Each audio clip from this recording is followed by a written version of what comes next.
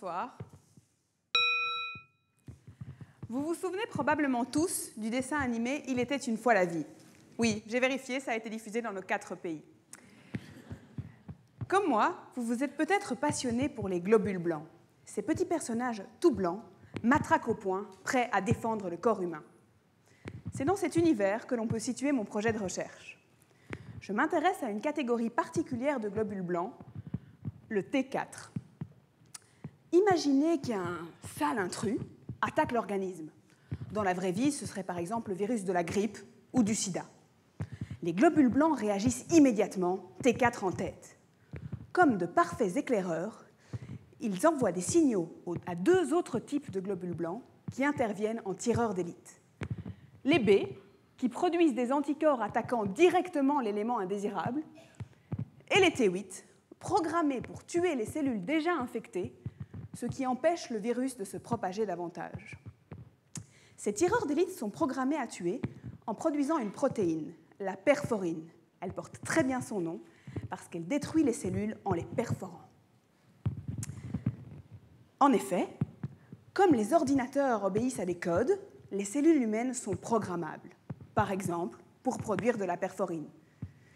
Il arrive ainsi que certains T4, les éclaireurs, se prennent pour des tireurs d'élite et se mettent à tuer en fabriquant de la perforine. Ils sont reprogrammés. Et ça m'intéresse beaucoup, parce que c'est précisément ce que l'on cherche à faire en développant des vaccins. Programmer les globules blancs à éliminer rapidement et complètement les virus. Alors qu'en informatique, on modifierait quelques lignes d'un code pour changer un programme, en biologie, la reprogrammation implique la modification de plusieurs molécules, les gènes.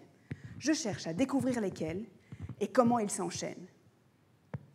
Pour ce faire, je collecte du sang de volontaires, si ça vous intéresse.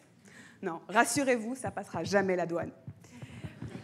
J'en extrais les globules blancs et je regarde dans quelles conditions ils produisent ou non de la perforine. Mais pourquoi est-ce important ? Après tout, s'il existe déjà des tireurs d'élite, les T8, pourquoi vouloir que les T4 fassent la même chose ? Eh bien, parce qu'ils ne tuent pas les mêmes cellules. En effet, certains virus sont malheureusement résistants à l'action des T8. Dans ce cas, les T4 éclaireurs transformés en tueurs peuvent prendre le relais. Je vais donner un exemple très concret. Il a été démontré que les séropositifs contrôlent le virus du sida plus longtemps lorsqu'ils possèdent un haut taux de T4 tueurs.